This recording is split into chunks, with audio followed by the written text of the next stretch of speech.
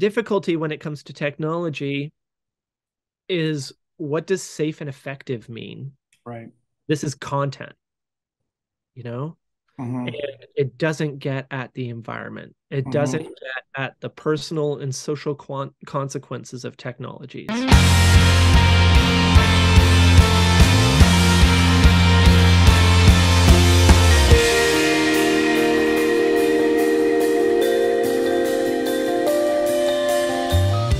Great.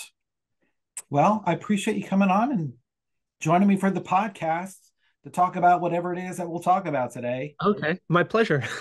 Yeah, no, great to have you. Um, Maybe it might be good just to get started. To me, I'm going to say it, you've got a mystique, if I can use that term about you, I like just simply because of your heritage and, your involvement with the McLuhan Institute, to your grandfather, your father. I've been in the media ecology area for several years now, and of course, the name McLuhan is very prominent there. So, now you're a real person. You're not just a superhero, up on the screen or whatever. But I think it would be good, maybe for our audience to just talk a little bit about yourself, share a little bit about, who you are. So somebody that maybe doesn't know you much can get a little oriented, and, a little bit about your family and stuff would be a great intro, I think. Sure. Well, thank you for having me on to talk today. Apparently, I have no problem. I realized earlier I do a lot of podcasts, Hmm. uh, and it's amazing that people still want to talk to me because I feel like I've said it all before, and Right. the trick now is just to try and remember what I said before and try to say it maybe a little bit differently. I don't know. Okay. Uh, and then I started feeling, not a little bit narcissistic because, wow, I really do spend a lot of time talking about myself. I mean, Hmm. among the things that I do, I teach a course on understanding media, Hmm. uh, Marshall McLuhan's 1964 book. This is my here copy here. You can There see, it is. Look at that. Well worn. well, and you can see all the pages of annotation, like Right. basically go through and make notes and just read it and read from my notes. And Yeah. it's all the stories that I've heard growing up. And I'm sitting here. There we go. Yeah. That one is a different Yeah. cover. So, I've got I've got that one too. oh, The look at that. Louis Yeah, Lapham. That's great. I think the 96 Yeah, that's MIT. it. Look at that. Yeah. I've got lots of different. I don't have them in front of me. I've got a couple of them that were Marshall and Eric McLuhan's copies that Okay. they used when they were doing a project called UMR, Mm-hmm. which was their shorthand for Understanding Media Revised. Mm-hmm. Which, if you've read the introduction to Laws of Media, Mm-hmm. which my father wrote, he talks about how Marshall was approached by the publisher to do a 10th anniversary edition of Understanding Media, Mm-hmm. and Marshall used the opportunity to address one of the core criticisms of that text, which was that that's great, but it's not scientific. Right. Um, so he thought that was actually interesting and a challenge. And, it's funny how many times work gets done because people are irritated or pissed off enough. No You know, doubt. especially I think in academic circles, of which I'm only adjacent to academic circles. But the book my dad put out in 2011, Media Informal Cause, was a Mm-hmm. result of him getting irritated enough about people throwing the term formal cause around Right. that he got to the bottom of it, at least from the McLuhan side of things. Mm-hmm.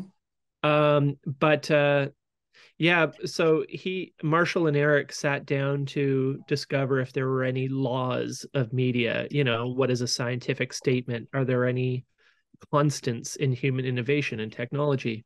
And to do that, they went through Understanding Media. They each had a Mm-hmm. copy and Mm-hmm. made notes as they went along. And I've got these two copies, which is pretty amazing. With all the notes. Yeah. Oh and yeah. everything that they said. Yeah. So those them going through those books and annotating and making notes was the precursor to the laws of media that they wrote together. I Yeah. believe I actually did a review of that book, or maybe not. I did a review of one of your dad's books for Explorations in Media Ecology. And it gave like the book was just, there was a lot of the tetrad, I believe it is, right, with like different examples of it all the way through. Maybe this one. Yes, I believe that's correct.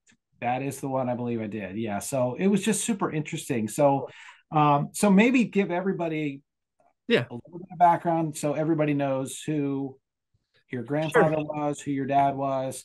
Obviously, your grandfather, a leading pioneer in some areas in this area of research when it comes to media. So it would be good to start there. Yeah.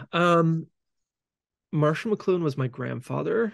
Uh, he was an English teacher who stumbled into media studies, Mm-hmm. um, which is kind of funny. But when you look back on it, it makes a certain amount of sense. Uh, it was sort of the start of this streak of genius of his that he he studied English literature and literary criticism in Cambridge in the 30s, Cambridge University. Mm-hmm. And the particular type of criticism that he learned focused the structure and the form over the content. Mm-hmm. And he basically thought, well, what if I just took these techniques and turned them on popular culture and on technology? You know, Mm-hmm. what would happen then? And he just kind of ran with that. And he discovered that, when you study one technology, back to the laws of media idea, you study all of them because all human innovation have things in common necessarily Right. because they're human innovation. Mm-hmm. So he kind of made a career out of himself that way. Media studies was really his side hustle. He was an English teacher his whole career, Mm-hmm. which is fun. And my dad was born in St. Louis in Missouri in the Okay. 40s. And so he was an American as well as a Canadian citizen. Right. And he was the eldest of six children and really raised to be, um, the professor's son, the next Right. Marshall. Right. Classical education. Mm-hmm. It seems like he tried to get away with it. He ran off and joined the army, the Air Force. Right. Uh, Rather than getting drafted into the army, he joined the Air Mm-hmm. Force Mm-hmm. and did a stint in the States. Um, but he ended up coming back and working with his dad in the mid 60s and worked with Marshall for the rest of Marshall's life up until 1980. Okay. And, went the whole academic route, got his bachelor's, his master's, a PhD, ended up getting an honorary degree or two. I'm basically Mm-hmm. applying for an honorary degree at this point. But yeah, when Marshall died in 1980, my dad had been working with him, but it was unexpected. He was 69 years old, and that wasn't Right. wasn't really very old. Mm-hmm. Um, and he was expected to recover. He'd had a massive stroke and couldn't talk for the last year plus of his life. Mm-hmm. So my dad was left a little without a plan. There was no succession or anything like that. Right. My dad had been working at Marshall's side very closely. He was really his closest collaborator, uh, Mm-hmm. intellectual equal, although he would never admit it. He did some really impressive things. And, um, for myself, I was fortunately not raised to be the next Marshall or Eric McLuhan. Right.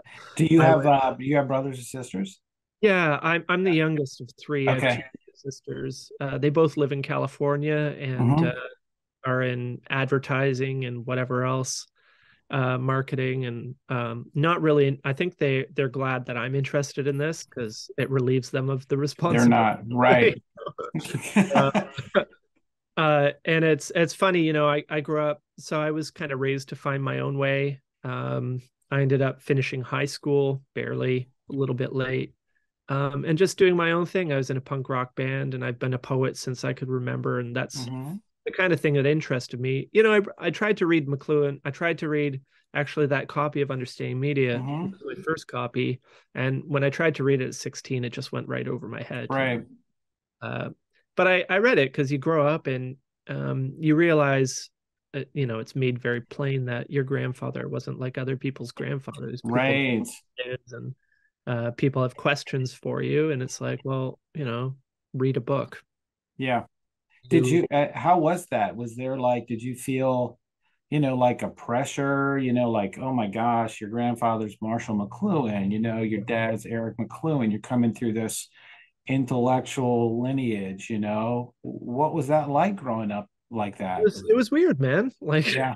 you know, and sure there was a bit of pressure, but it wasn't anything that was coming from inside the family. It was coming from Yeah. everywhere. Sure. And uh, it wasn't strong enough to really mean very much to me. Except, Right. like I said, so I tried to read Understanding Media. It didn't do very much for me. I did my own Mhm. thing. Later in my 20s, I tried to get back into it. I got more curious. And it made a little more sense, but Mhm.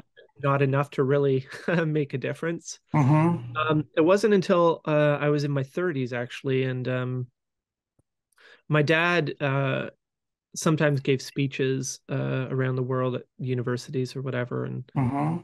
my mom would normally go with him because he was a diabetic and sometimes would have problems in that area. Mhm. But he'd gotten an invitation to speak in Poland, and my mom didn't find that too appealing. No. Come on. Italy, France, my mom's there. Poland, do you want to go, Andrew? So I went, and I found, I think for the first time in my life, that what he said made sense. Mhm. And this was new. This was a new thing. And I don't know if you've ever had this, but when you're listening to something that sounds like gibberish, and then it clicks and it makes sense, it's it's a seductive thing. You Right. know, an epiphany. It's like a Yeah. powerful thing, and it makes you want more. So that was it for me. And Mhm. I never worked with my dad the same way he worked with his dad. I would never try to claim that.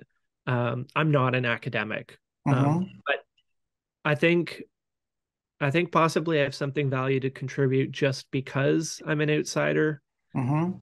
I really feel, without being, I don't think I'm being falsely modest, but I think if I can understand this stuff, anybody can, you know, Right. a little work, because I'm not specially trained in it.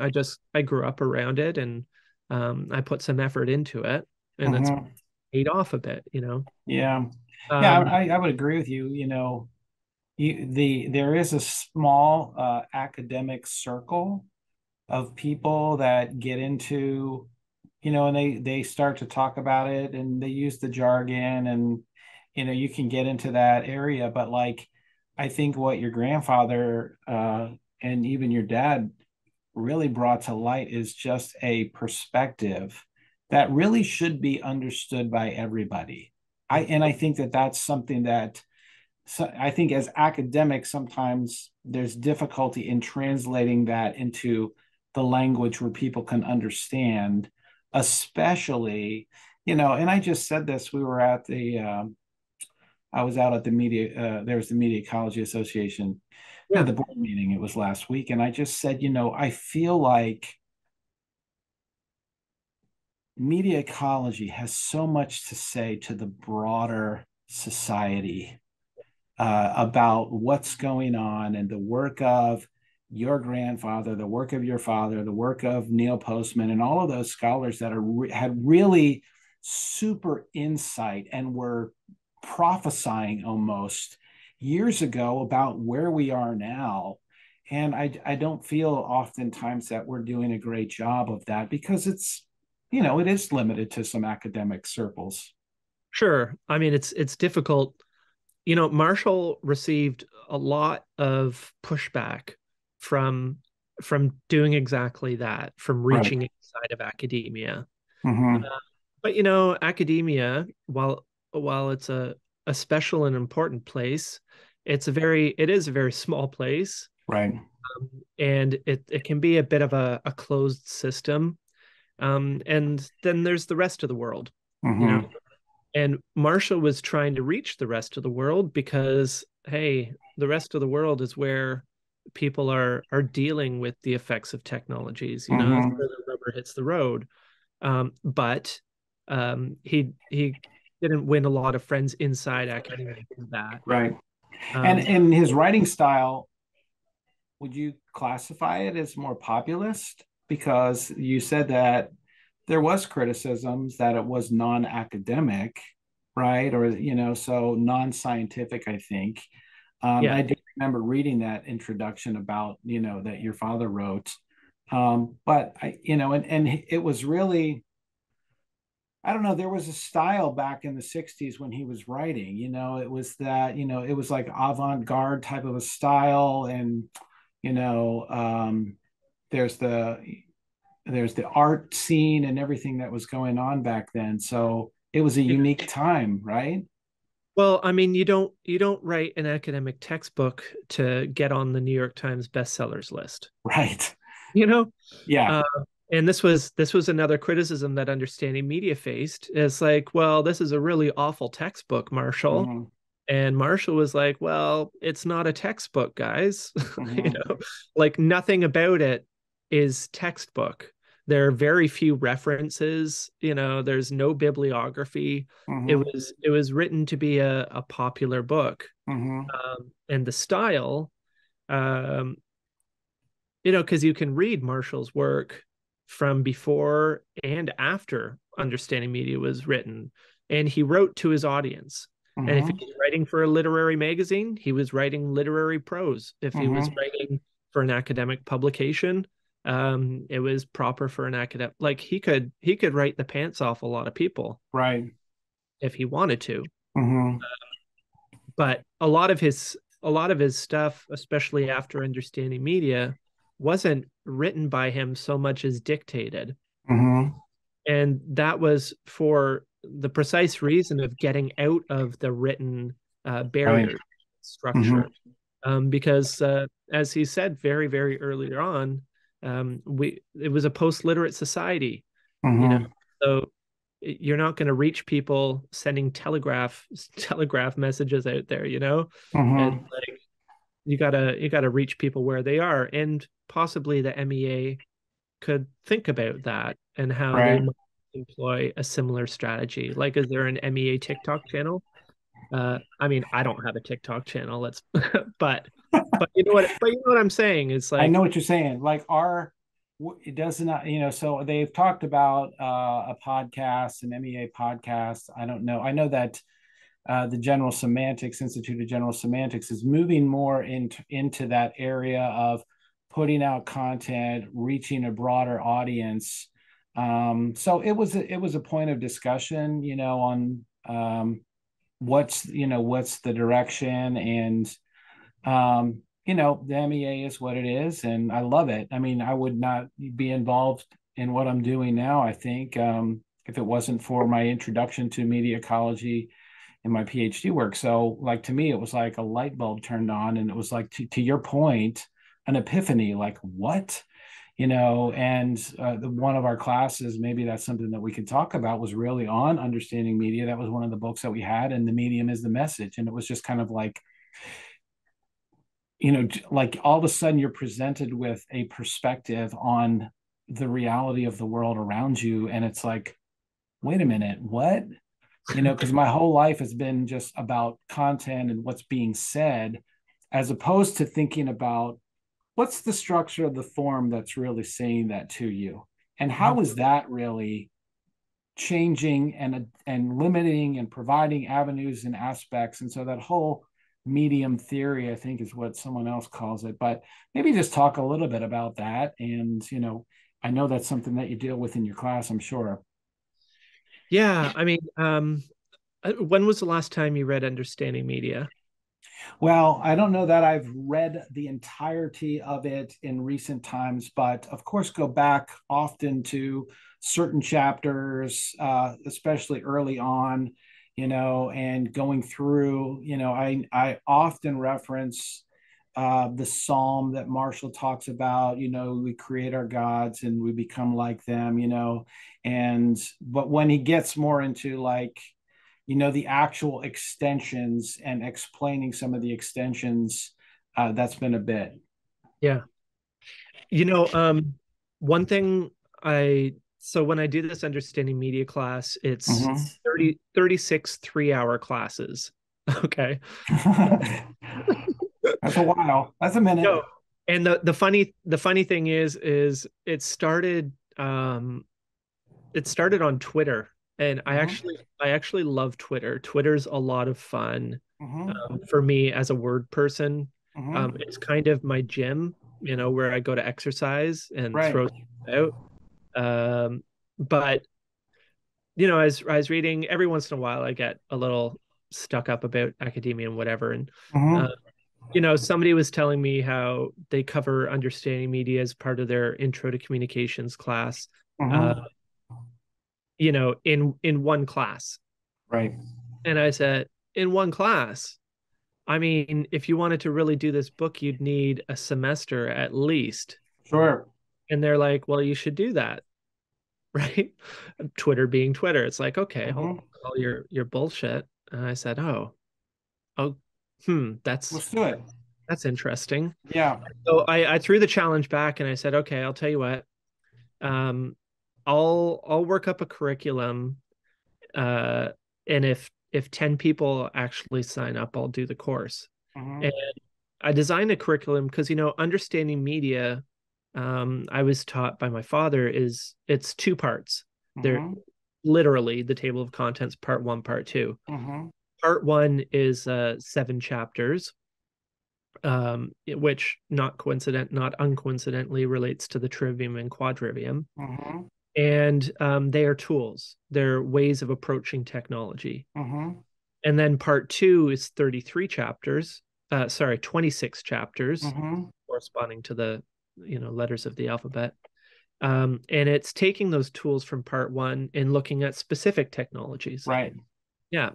So I said, well, my focus here at the McLuhan Institute is not on theory, but on what's useful.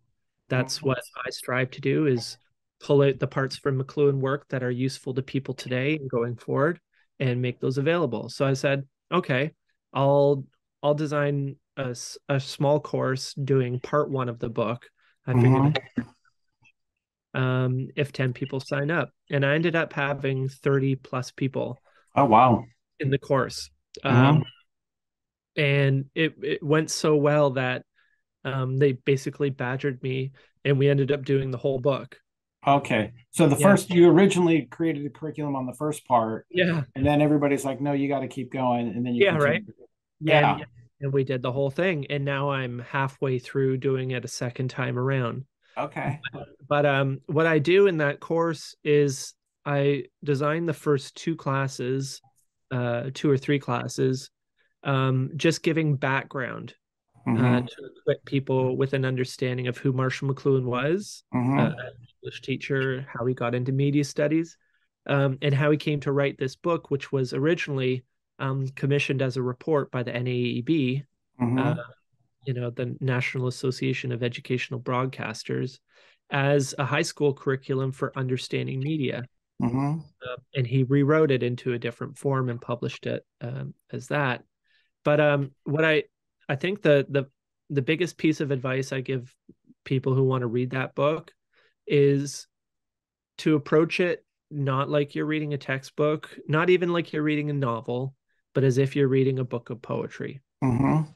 because it is so dense. Marshall wrote it and rewrote it over several years before he Mm-hmm. published it.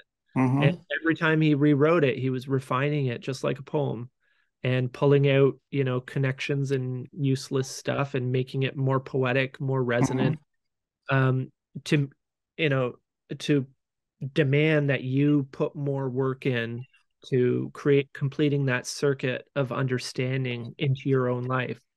And it's a wild book because even though I've read it several times now and I've taught it once through all the way, halfway through teaching it the second time, it's the book that keeps on giving. Right. Uh, it's incredible how rich and useful it is every time you approach it, even just a year later. It's Right. kind of wild. Yeah. No, there's just so many. It's just a different, like, I don't want to say lateral thinking, but you know, just the way that he takes a thought and a perspective and the theory and then applies it to all of these different aspects of technology, redefines technology, you know, different than what our typical understanding is. You know, when you say technology, everybody thinks of like a silicon chip or computers or something like that, but it was really revelatory, I would say. You know, your eyes are open to, like, it's like being open to a different reality, a different world. And I think that's one of the main hallmarks of his work, and Yeah. even one of the main contributions of him to the study of technology is just the broadening of this category of what a medium Mm-hmm. is or could be considered. And it was really laws of media that broke that open to its widest Mm-hmm. when he and my father defined media as any human innovation, anything that man thinks or makes or does, is Mm-hmm. a technology. Any Mm-hmm. outward or utterance, which is to most people who think about technology as something you plug in, Right. this is different, but it's also so helpful because um, the other main hallmark of his work is just looking at the structure and form of technology rather than the content. Mm-hmm. And when you take it out of strictly communications media, it becomes easier to do that because, of course, you'll obsess over content if you're trying to look at film or social media or anything else because, that's what's front and center. Right. But think about some other kind of human innovation that doesn't have so obvious a content. Like think about clothing, Mm-hmm. or think about air conditioners. Mm-hmm. Think about the world that makes possible, the effect on people and society, because the content doesn't get in the way. So it allows you to see the structure and the form a lot more easily. Right. Yeah. Yeah. I think, I don't know if I read it from, but like just the idea that language itself is a medium, it's a technology, it's something that limits. I remember watching, and I've said this a couple times, I don't know if it was in a previous podcast or something. I remember watching a video. It was a TED talk by a gentleman who grew up. His parents and grandparents were Vietnamese, I believe, and he grew up. They moved to America, so he grew up in America, and I think it was during the Vietnam War, if I'm not mistaken. Anyways, he talks about the difference in language, that the subjunctive tense in English allowed him to think things that his parents and grandparents couldn't think because they just didn't have the tense. So when you grew up with speaking Vietnamese with no subjunctive tense, and like the story that he gives was when they were leaving Vietnam, they were getting ready to get on this bus. The whole family was standing there waiting to get on a bus. And as they were getting ready to get on the bus, something prevented them from getting on. The baby started crying or something like that. So they had to stop. The bus left. And as it got down the street, it exploded. And they got on the next bus, and then they got out and they ended up moving to America or whatever. And he said in the TED talk, Dad, he was talking to his dad. He was thinking, Dad, what would have happened if we had gotten on that bus? And like that was a thought his father never had.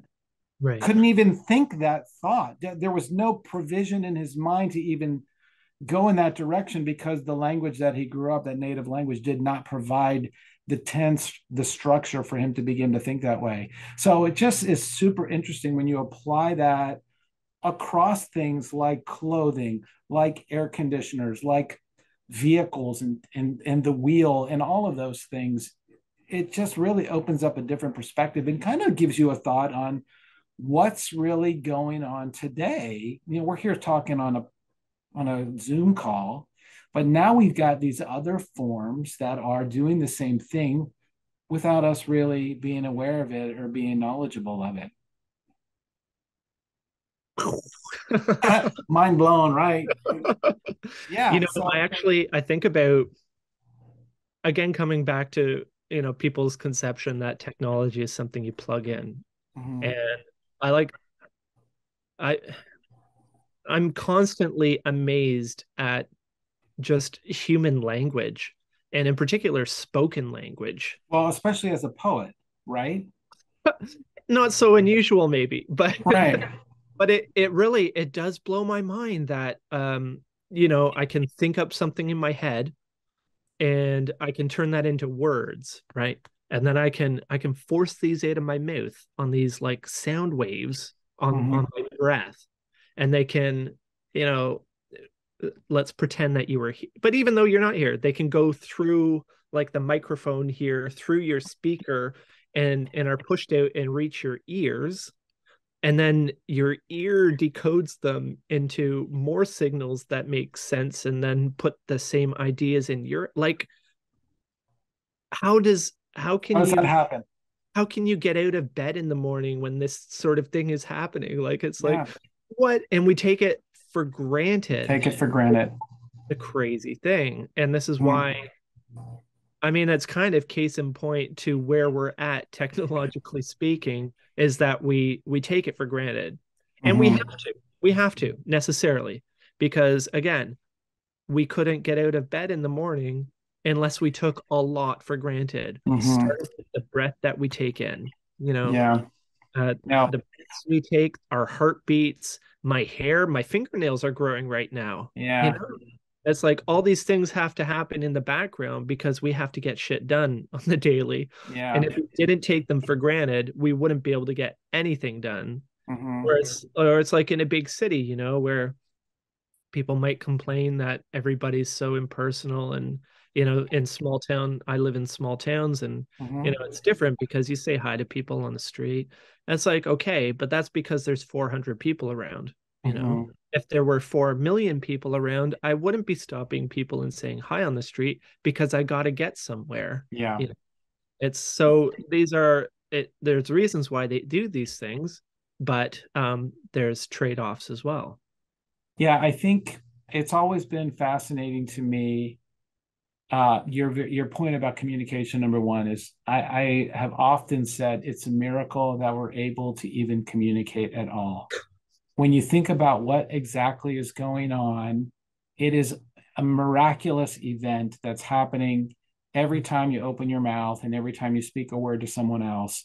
The fact that that you can communicate thoughts through this moving of sound waves and everything like that is amazing. And And then no at what's that? no Wi-Fi, you know, it's all organic, It's which is the all, yeah, crazy it's thing. amazing. It's amazing. And then on top of it, there's first of all that level that it's able to happen, Yeah. right? Then there's the next level up, which is that we're unaware of it, Mhm. that we don't even think about it, and all of the things. It's fascinating to me that our brain just does on autopilot, connected to our different environments or contexts, right? You made reference to that, like in the context of New York City, you just can't stop and say, and when there's millions of people, your brain just does it. It just knows to do it, and you don't do it. Whereas when you're in a different environment, now all of a sudden you're compelled, in a sense, to say hi to the one person that's coming by you or to make an acknowledgement of that. And that just happens without our awareness. And all of the things that you mentioned, I often think of, just for example, the pressure. I'm standing, right? There's a pressure on my feet. between the feet and the ground that gravity is constantly putting upon me. There's a sensation which I'm unaware of. And I will move back and forth. My brain does it. My body moves to alleviate the discomfort, if you will, all completely on autopilot without my awareness of it. And so, I think what your grandfather brought was just a opening of the curtain into this world of the reality, if you want to say it that way, that we're just unaware of. You know, if I were I in a senior position in the MEA, Mm-hmm. I would consider handing out an award, let's say at the MEA Awards this year, Mm-hmm. to someone like Jerry Seinfeld. Mm-hmm. Okay. Because, and this might be a funny thing to do, Right. way, consider it, but, Correct. and I'll come down and present it. Uh, he's always got to be in LA, but anyway, no, he spends time anyway, Mm-hmm. I digress. The point being, I think my grandfather would have loved Jerry Seinfeld Mm-hmm. and stand-up comedy in general, which was Mm-hmm. just sort of becoming a thing in his time. It's come a lot further since. Mm-hmm. But Jerry Seinfeld made a career off noticing things. You know, Right. that's his whole shtick is you Yep. ever notice how, people do this, or you ever notice how people do that? What's Um, the deal with whatever? right? That's Right. media ecology. That's the artist as anti-environment. Mm-hmm. This person pointing at these very things that we take for granted, which are Mm-hmm. funny. And this is all all our major discoveries take place by just people noticing something and say, huh, that's weird. Yeah. Why you know, is that? exactly. And Right. that curiosity. And that was kind of what Marshall did a lot of times is Mm-hmm. he made a point of noticing things that other people weren't noticing. Mm-hmm. Um, Yeah. and he had the thing is like it seems like magic to us, but it's more like sleight of hand, you Right. know, No, because good, great analogy. yeah, because he actually worked very, very hard to sharpen his perceptive faculties Right. just so that he could notice things. Back to your anecdote about the person who learned English from Vietnamese, is that Marshall studied multiple languages Mm-hmm. every day. He had a Mm-hmm. he had a collection of Bibles that he picked up Mm-hmm. in hotel rooms around the world, Mm-hmm. and he would read his Bible in the morning in half a Mm-hmm. dozen languages Mm-hmm. just so that he could break out of the English language Mm-hmm. mindset Mm-hmm. and have wider perspective. And Mm-hmm. that was also, so he paid attention to language and slang in particular, Mm-hmm. because um, precisely the function of language is to mediate between perceptions and ideas and between, Mm-hmm. right? And you we come up with words to describe situations or things. And when we encounter a new situation that we don't have a word for, we come up with a new word for it. Or Mm-hmm. we simply alter or change the usage of conventional words. Mm-hmm. And those changes, if you can work them backwards, right? And if you notice that language is shifting, if there are terms that are becoming popular or unpopular or used in Mm-hmm. different ways, there's a reason for that. It's Mm-hmm. not just because we're sitting around and oh, wouldn't it be funny if we, just started talking differently. There's Right. societal and technological pressures that are resulting in these shifts of language and culture. Mm-hmm. And what Marshall did, being the consummate weird grammarian he was he read this stuff and followed it backwards from the effect to the cause. Mm-hmm. Yeah, it's just super interesting. I do remember hearing somebody, it was kind of like an eye-opening experience for me when somebody said, oh, German is really a better philosophical language than, why were all the great philosophers German? Why was there a period of time when there was this, and somebody made the point that it had reference back to the language, that the German language allowed to your point, the creation of words and to put words together that were not words in order to be able to mean something different and to explore a philosophical perspective or a thought. So, yeah, I mean, it's a great thought. And, again, it only happens when your attention is drawn to it, which is, I think, where we need, my own personal perspective is the idea of critical thinking. It's that sharpening of your mental faculties, like you talked about. How do we train ourselves to not be locked into the areas that our technologies are forcing us into, be it computers or phones or language or whatever it may be? How can you get out of that to be able to explore the world, explore the reality in a different way? Yeah. Well, I mean, that's the trick. The first thing is to recognize that you can or might want to. Mm-hmm. Might want to. That's probably a great point because not everybody does. No, like we're doing okay over here. What's the big deal? Right. Right.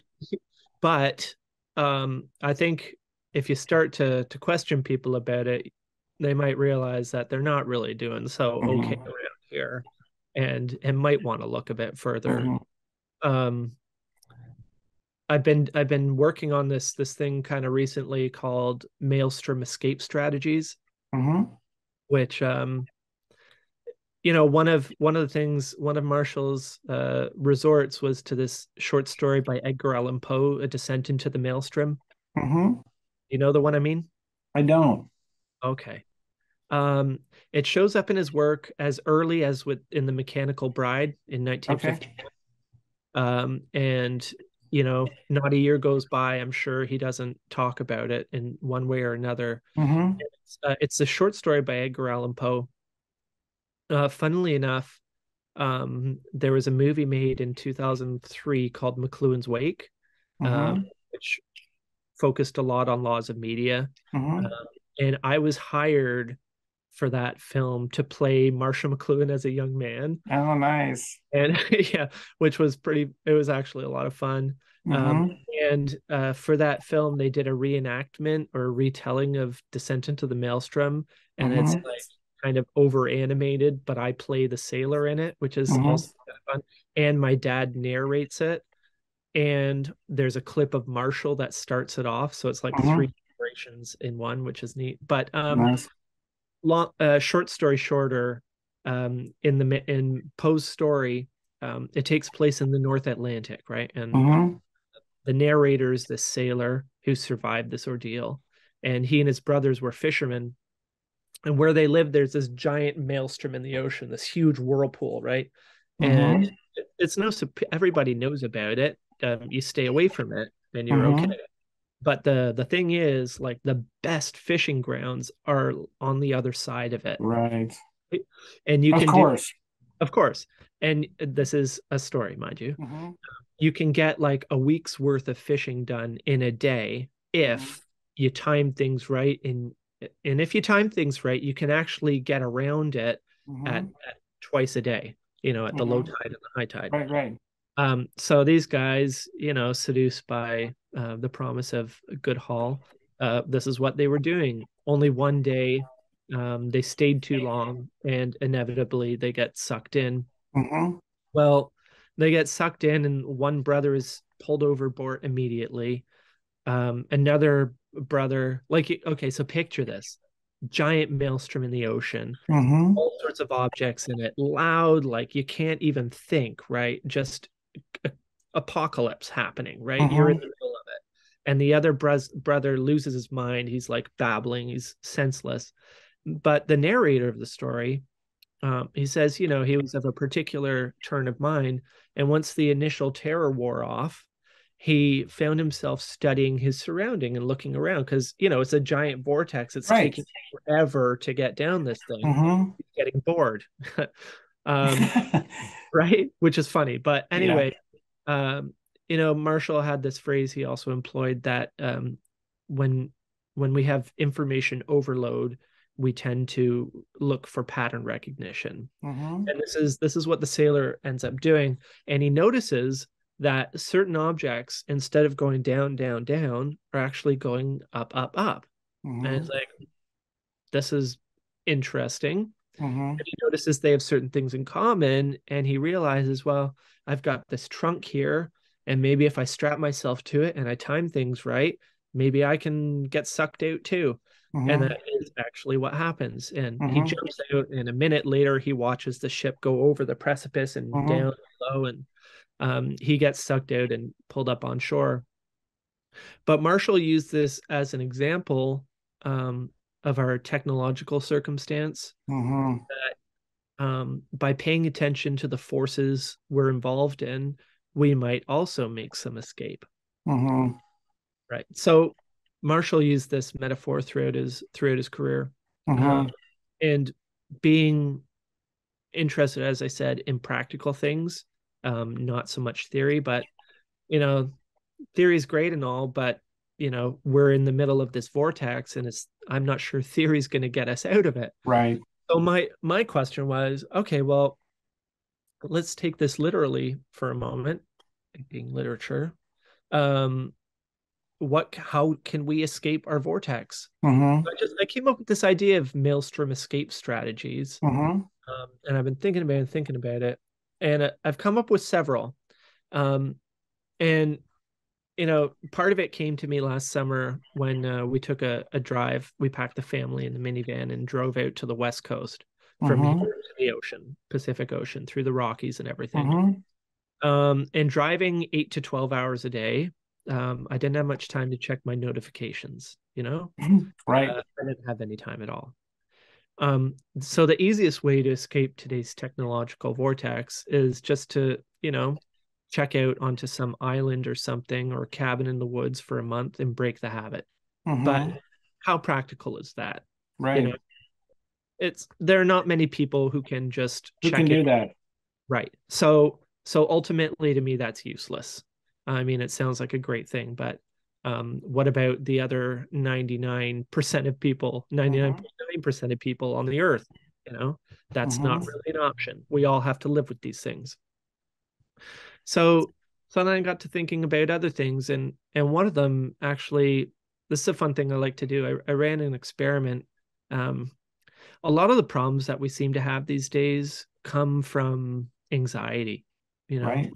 and a lot of that anxiety comes from speed. It's this overload, and we can't deal with it. So we just shut down or turn into a Mm-hmm. wreck or whatever else. Well, so how do we slow down the vortex? Mm-hmm. Is I think a critical question. And I found a couple of ways. And it's things that anybody can do. And for example, um, I can type about 80 words a minute, Mm-hmm. pretty accurately, 80. Right. I can write by hand about 40, Mm-hmm. and I've clocked both, and that's pretty accurate. And the thing is, when you write by hand, when you write that much more slowly, um, if you want to write a page, write a complete thought, a complete sentence, your mind has to slow down to make, Mm-hmm. otherwise you would just be writing gibberish, right? Mm-hmm. So what I say to people is, and you can be a single parent working two jobs, exhausted at the end of the night. You can find 15 minutes to write by hand. uh, Right. you can do it. Mm-hmm. I know you don't want to. You want to Netflix and chill, or just go to sleep. Like, I get it. Right. Got kids, but this pays dividends, and I've had people do it and report back. And if you write a page, write a letter to a friend, to your mom. She'd love to hear from you. Just look out your window and describe what you're seeing. Look around your apartment, write things, fill a page. And if you can do this more nights a week than not for a month, you're going to notice a difference. I Mm-hmm. guarantee it. Same Mm-hmm. with same with reading. Your eye follows text on a screen at a much more rapid pace than it does on paper. Mm-hmm. Reading on paper slows, and on the screen you tend to skim and skip bits and Right. Right. scroll fast. When you read on a page, you tend to focus more because your eye has to slow down to register the characters more. So this is another little hack. Spend 15 minutes reading. I don't care. It doesn't even, the medium is the message. It doesn't Right. matter what you're reading. It doesn't matter what you're writing. Read and write.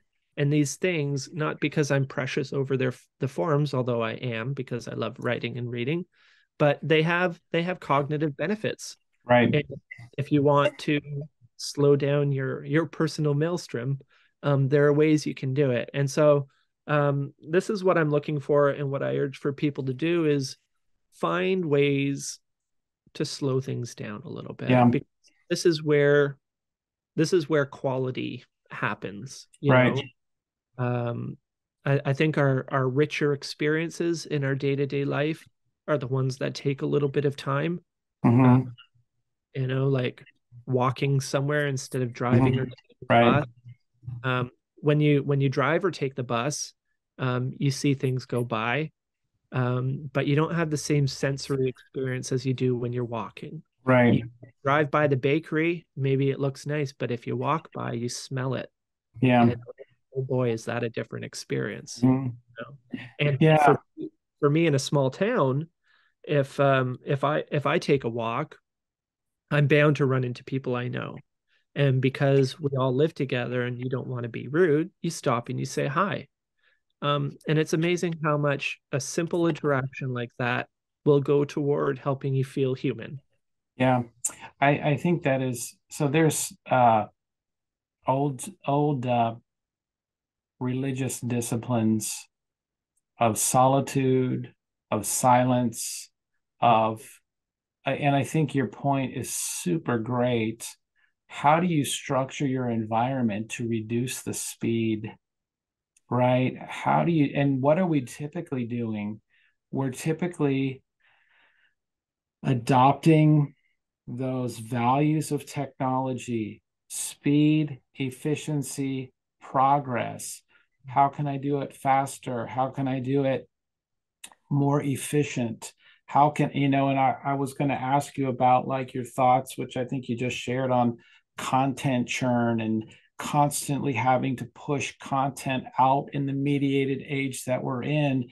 And the point that you make is, what in the world are we losing of ourselves by continually jumping into that maelstrom? And how do we find deliberate practices to get ourselves out?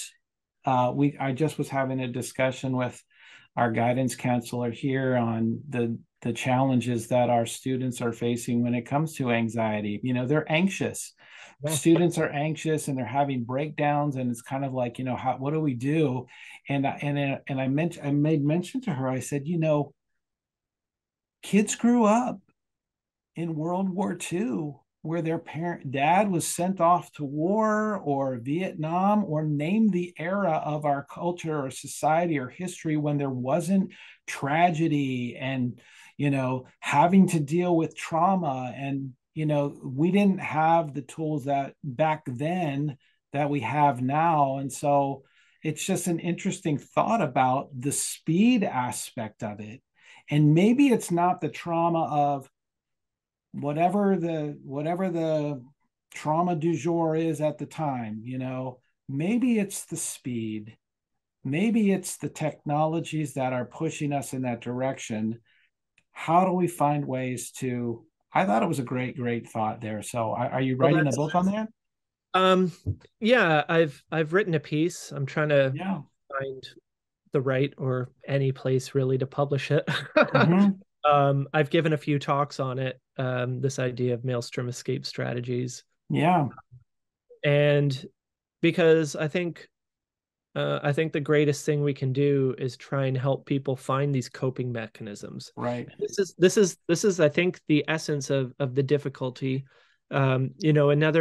Another frequent McLuhan resort was this quote of Bertrand Russell. And he said, if they only raise the temperature of the bathwater by a degree every hour, we wouldn't know when to scream, Right. right? When things happen slowly, you have time to adjust. Mm-hmm. When they happen too quickly, you only have time to react. Mm-hmm. You don't have time to adjust. And there's a mixed blessing there. The benefit being that we notice it, you Right.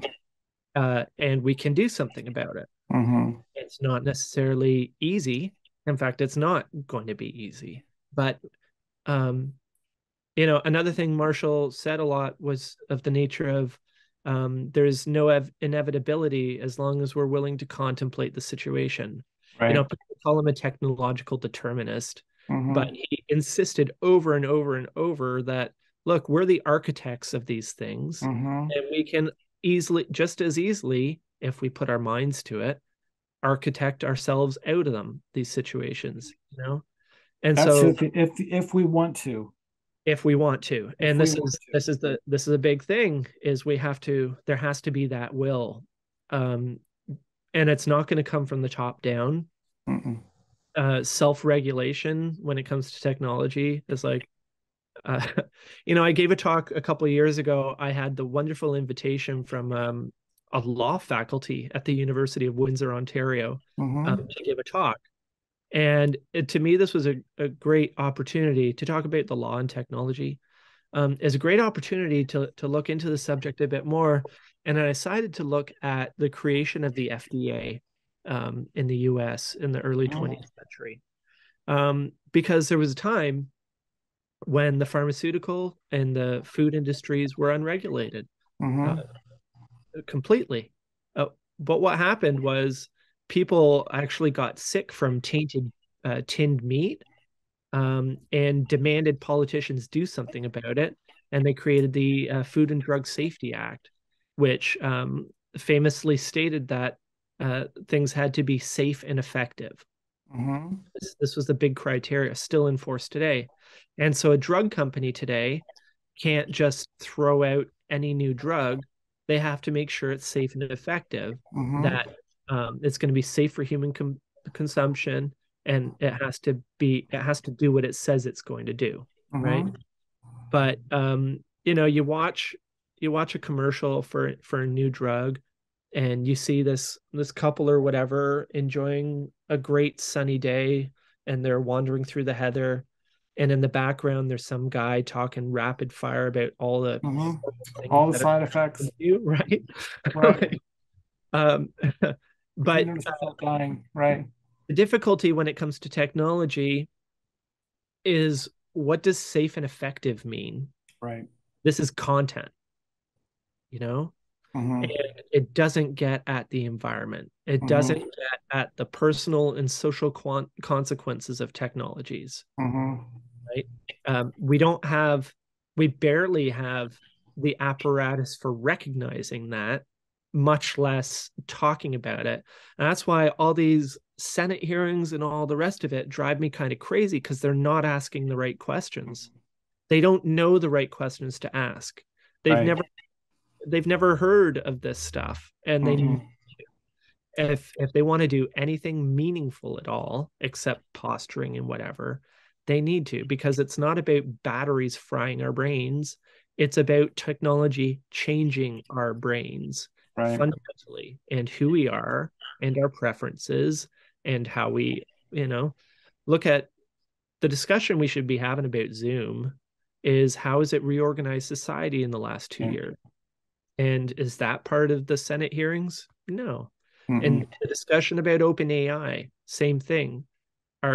Is it talking about that? No, it's talking about kids, writing essays or not writing essays. Cheating on their stuff. Yeah.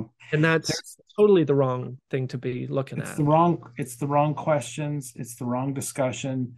And that to your point, that's my contention, that the MEA can speak into that. Like, if there's Totally. anybody that could speak into that, it should be us. There was a paper that I read that was called The Stewardship of Global Collective Behavior. And they have said that for the first time, these a collection of scientists, actual scientists have said, we argue that the study of collective behavior must rise to a crisis discipline. And when they talk about collective behavior, it's the digital age, the high fidelity information, the changes to our social systems, the poorly understood functional consequences of the technologies that we're using. They say it must rise to a crisis discipline, just as medicine, conservation, and climate science have, with the focus on providing actionable insight to policymakers and regulators. Because the regulation has nothing to do with the medium itself. In fact, the medium, they're embraced. They are embraced as look at it's the shiny toy over here that's taking your attention away from what is really happening. We were just talking literally, half hour ago, what are our kids? What's happening to them growing up in this environment? Like, what's being changed? We don't know. They're just now, starting to go through it, and we don't have any idea. And the focus on content, like, oh, let's ban these types of things, let's stop this content, let's whatever it may be, rather than what's going on with the actual environments themselves. This is why this book, Understand Media, is this gift that keeps on giving. Right. Because Marshall addressed these problems in 1964 in this book. He said, I'm in the position of Louis Pasteur, trying to tell everybody that their greatest enemy is unseen by them. Right? When Louis Pasteur was studying bacteria and saying, doc, you should probably wash your hands before you do that surgery. They're like, what are you talking about? There's nothing wrong. But, that's because bacteria are microscopic. Right. Can't see it. It doesn't exist. Right. And it's the same problem with technology, is the content distracts us. The other thing he says in there, he paraphrases T.S. Eliot. Eliot says content, meaning in a poem, Marshall paraphrase, he says content is the juicy piece of meat used by the burglar to distract the watchdog of the mind. Right. And it's as if you were telling Pfizer, hey, go ahead, release that drug. We're going to study it later.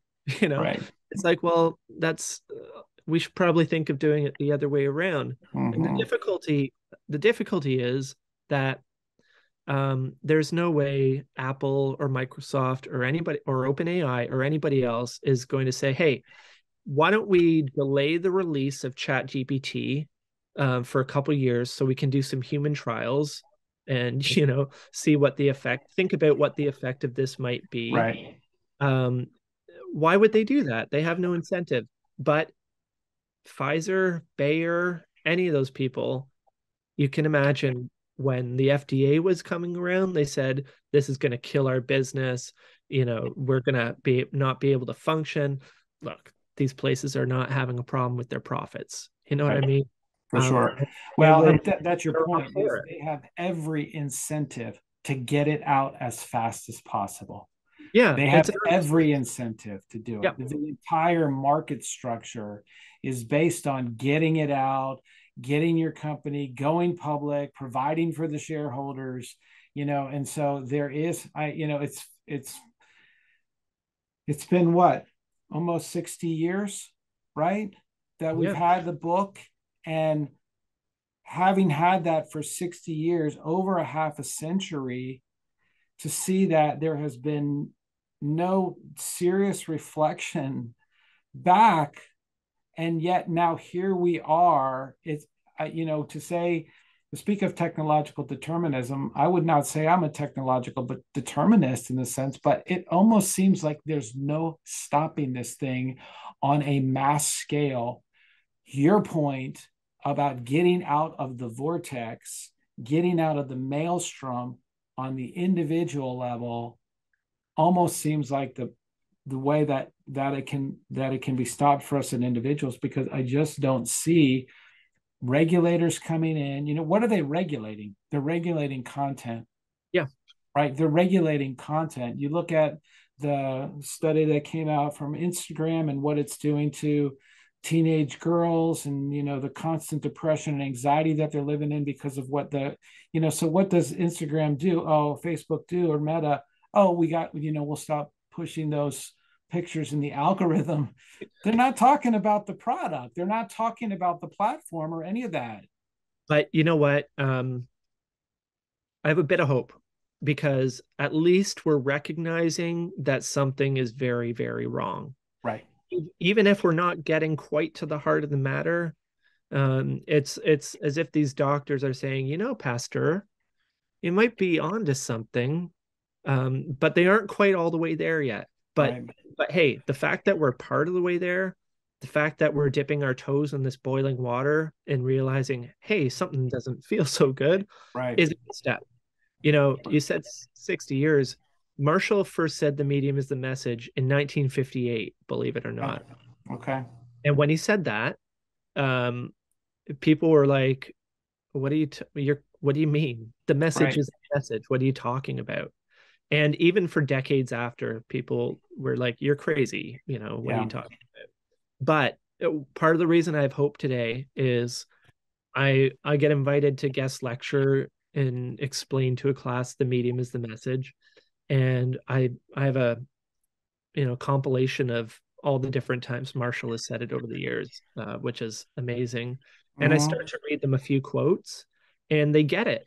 And not only do they get it, but once they get it, they're like, well, yeah, obviously, Mm-hmm. medium is the message. Of course, that makes Right. sense. And that to me is progress. And Yeah. in the MEA, we talk about the environment as a shaping factor, and formal cause. Well, I think we're coming to a place where societally our environment is in such a place where we can talk about the medium as the message for a few minutes and say, hey, yeah, obviously. Uh, Mm-hmm.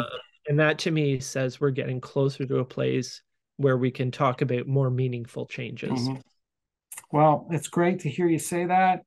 I'm not as hopeful as you are, if I'm being Hey, honest, listen, but we have to be hopeful we because have to be hopeful. We've got to be positive.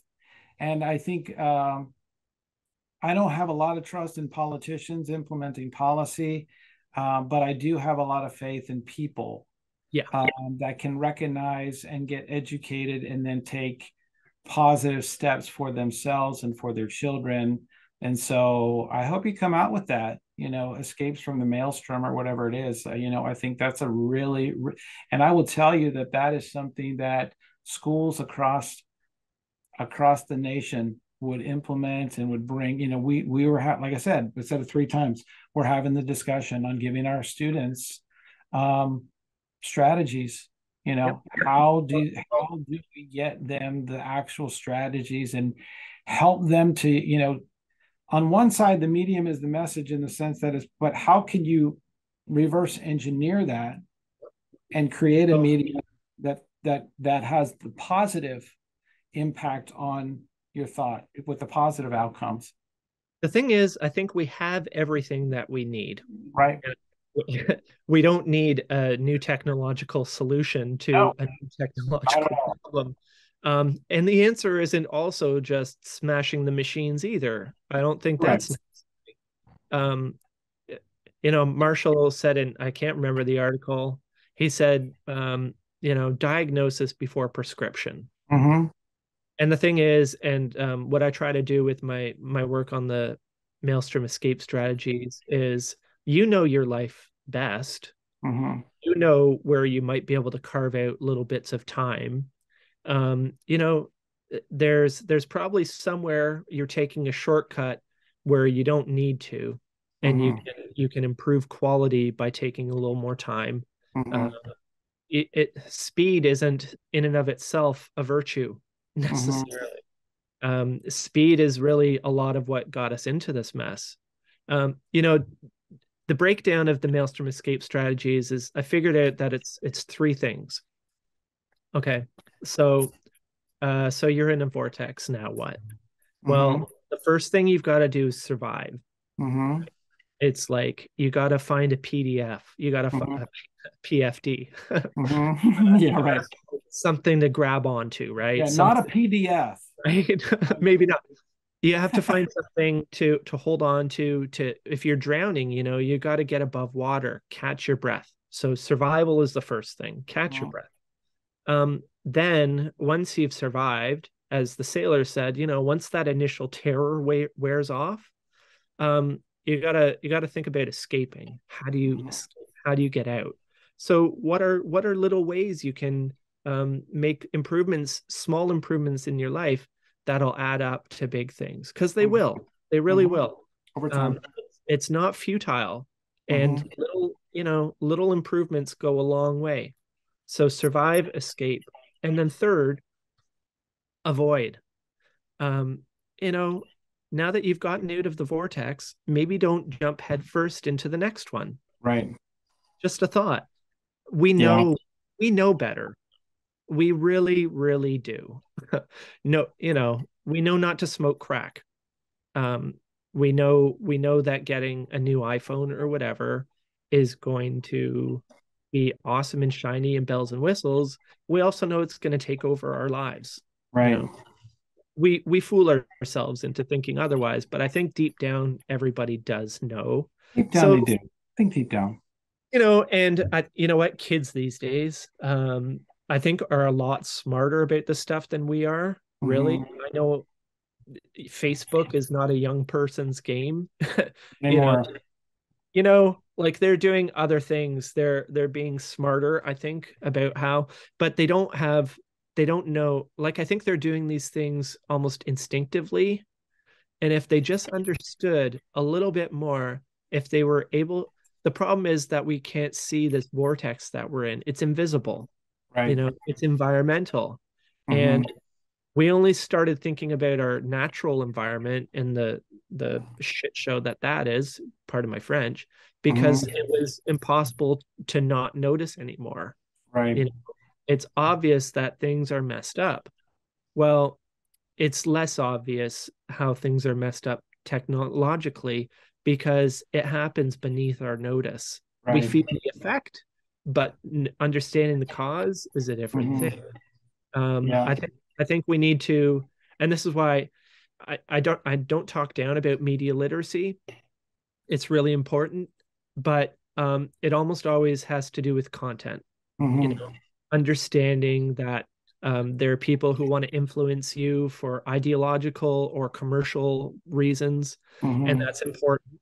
But again, it doesn't get at the form, and that's a thing. I think we could add 10% of media ecology, McLuhan or otherwise, into media literacy, make it a lot more robust and meaningful for Hmm. people. Hmm. Great. Well, hey, I don't want to take up too much of your time. You've been super generous, and I appreciate you coming on. Maybe if you could tell where some listeners, if they wanted to reach you, or talk a little bit about the McLuhan Institute and your course, if somebody's interested in that. Sure. The McLuhanInstitute.com has links to everything, I think, pretty much. Hmm. It's a very basic website, but the McLuhan Institute is on Twitter, Instagram, YouTube. Lots of great stuff over those platforms. I even have a Patreon page, Hmm. which it'd be great if it paid the bills a bit more. They um, don't. They take too much out, right? no, but hey, if you're a teacher, I'd love to teach a class. If you're a student, I do group one-on-one stuff. If you're the president of the United States, I'd love to talk with you. He's Uh, not yeah, listening, probably. well, yeah, I, Let's hope, let's right? let's hope. I think, yeah, Yeah. I'm reach out. going It means to to, find. and you are on Twitter as well, correct? Yeah, Yeah. so I'm on Twitter as the McLuhan Institute, but also as myself, which is where I say more Yeah. risky, I guess. You a little bit. So, yeah. A little bit So self I will look to be following you. Is this you? AMICUSADASTRA? amicus ad astra. That is me. Okay. So there we go. I look forward to hearing from you in the future. And I appreciate again your time today. I thought it was super, super beneficial, super helpful, and super insightful. So thanks for Thank you. coming on. It's a pleasure. Take care. All right. Take care, Andrew. Thank you. All right. Talk later.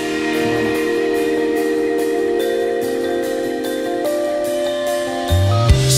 Sometimes the silence speaks when I don't